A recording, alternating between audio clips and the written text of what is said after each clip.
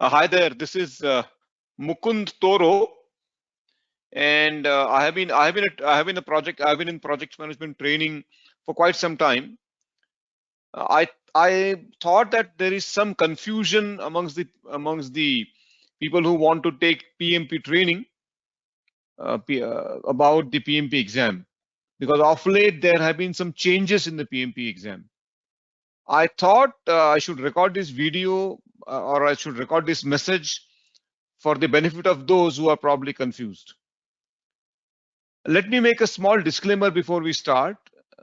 I am not representing PMI in any way. Whatever is being said here is my personal opinion. It should not be taken as PMI's opinion, where I'm just a member and nothing more than that. Having said that, broadly there are three kinds of changes which are there in the PMP exam. One is that for all along, since the time I know, PMP exam has been around multiple choice questions.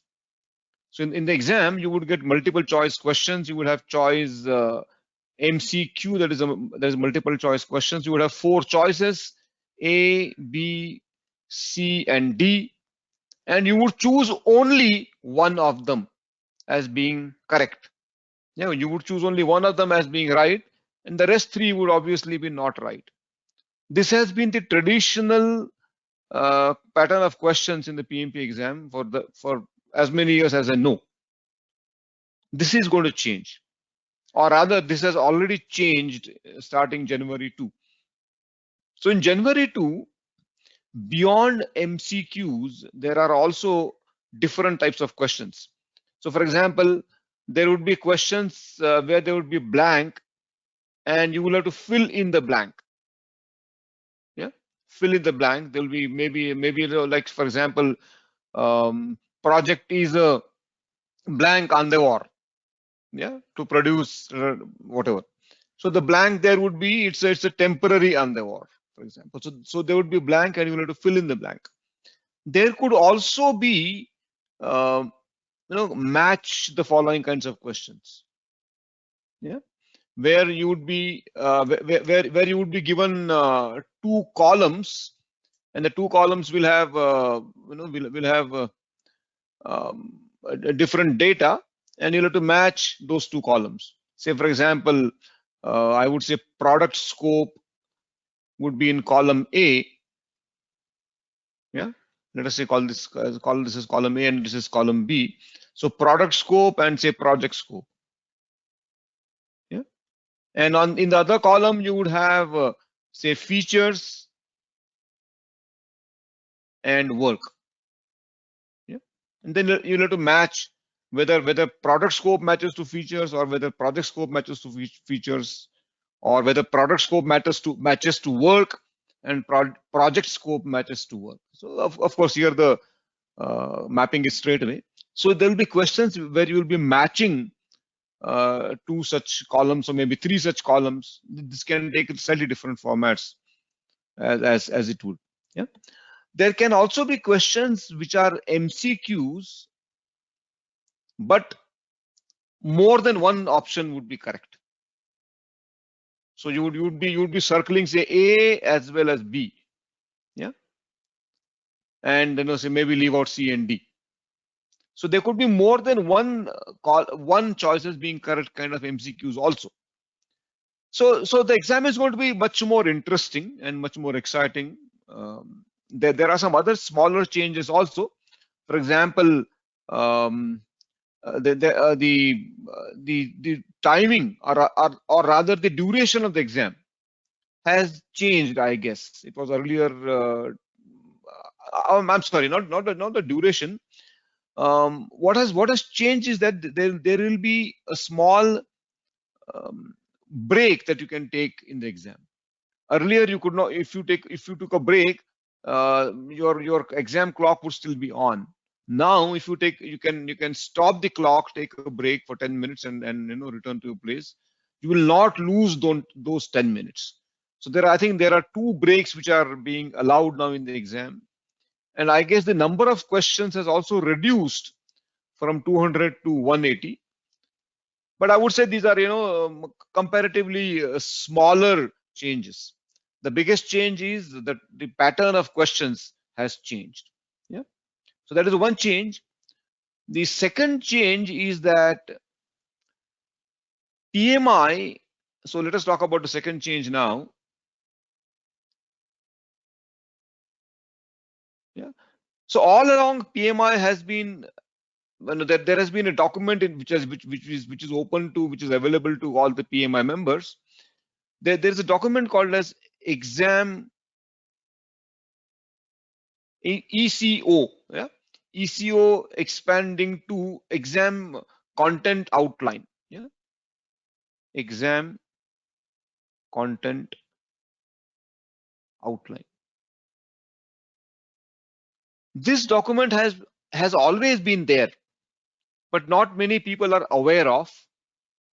And it's okay. I mean, even if you are not aware of, it was not probably not expected of you to be aware of. But anyway, this document has changed significantly, and therefore we need to talk about it. So let us say what did the earlier version talk about?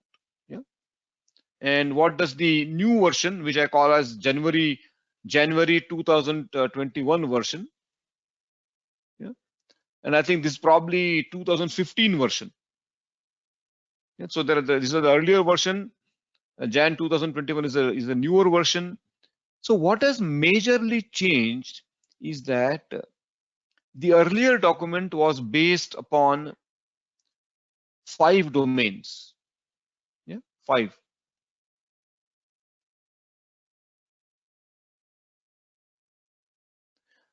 And domains further would break down into tasks. So the 5 domains were initiating, planning, executing, monitoring and controlling, and closing. These were the 5 domains. And as you would, some of you might know about PMBOK, this straight away maps to the 5 process groups. What has been done now is that the 5 domains have got kind of shortened or contracted. The new domains are people, yeah, process, and business. These are the new domains. Now the domains in turn map to tasks, and the exam is expected to cover all the tasks given in the ECO. So your examination questions will largely be verifying whether you know these tasks or not. That is the intention of the exam.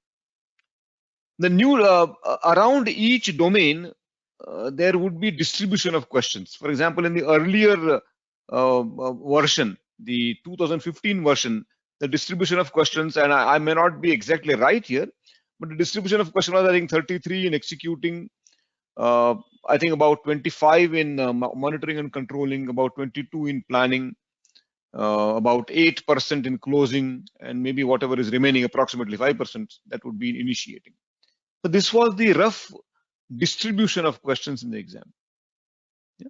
So you may get about 5% here, 22% from planning, etc. Of course, you would be you may not really use this information once the exam starts, because once you are appearing for the exam, once you are doing the paper, you won't have time to really count all this and tally all this. Yeah.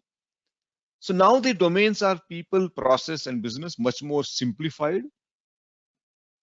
So people domain is for about 50% of the questions.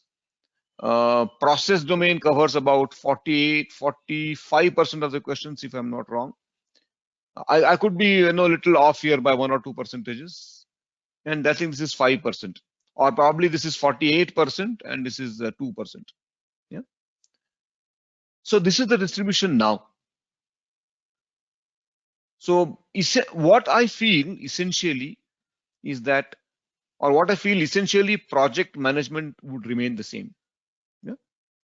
Project management is common whether you take the 5 domains of IPE, MNC, and C, or whether you take process, people, and business. Project management at the core will remain the same. That won't change. Yeah. So having said that, what I feel is this is a different way of organizing the same domains. Yeah. There's a different way of organizing the same information into different domains, into different tasks. If I were to appear for PMP exam, I will not really worry so much about this change from domains to 5 domains to 3 domains. But what I would be really worried about in the new ECO, yeah, and it is so important that I'm writing it in the red now.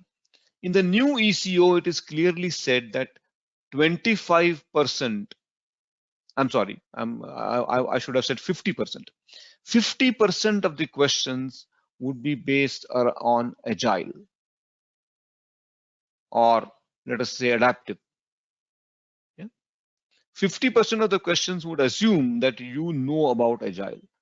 So anyway, this is not news, because if you look at the existing version of PMBOK, existing edition of PMBOK, which is PMBOK 6, that already had additional information, that already had a guide to agile. Yeah. So the questions now, 50% of the questions based on agile should not be a surprise for anybody. But of course, you need to work on it. You need to understand agile clearly, correctly. You may refer to the agile guide and some other text recommended by PMI, but do spend time on questions which are around agile. So that is the second change which has come in a big way. Yeah. Another change which has come in the exam is that, or which is going to come soon, rather. It has not yet come. Yeah. So I am talking about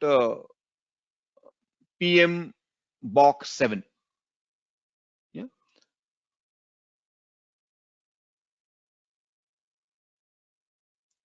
I'm talking about PMBOK 7 now, which is not yet out, which is expected in this year, in 2021.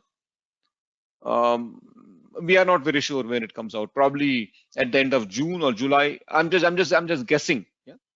So PMBOK 7 is still not out. So till the time PMBOK 7 is not there, of course, PMBOK 6 is PMBOK 6 rules. Yeah. PMBOK 6 is valid. PMBOK 6 is the correct reference. Yeah, there are likely to be changes in PMBOK 7, but I want to state this very clearly, that if you study out of PMBOK 6, yeah, you spend a lot of time studying what PMBOK 6 says, and then you appear for the exam after PMBOK 7 becomes effective, I don't think that whatever you have prepared for PMBOK 6 is a waste. I do not think it is a waste. Whatever you learn in PMBOK 6 will be required in PMBOK 7 as well. Again, my favorite argument is project management doesn't change. Project management remains the same. So studying from PMBOK 6 and then appearing for an exam after PMBOK 7 becomes effective should not harm you, should not cause much of a problem for you. Yeah. The key concepts will still be carried over to PMBOK 7. The tools and techniques would still be carried to PMBOK 7. Of course, the packaging may be a little different, but still the core knowledge remains the same. Yeah. So if I were to appear for PMP exam, and if I'm studying using PMBOK 6, because anyway there is no other alternative, yeah, I would still be okay with PMBOK 7 whenever it comes. Yeah, and I'm sure whosoever is teaching you PMBOK, whosoever is your coach, your mentor for PMBOK, will definitely help you when you transition from PMBOK 6 to PMBOK 7. So that's all that I had to say for now. I wish you all the best for your PMP exam whenever you take it. This is Mukund Toro signing off.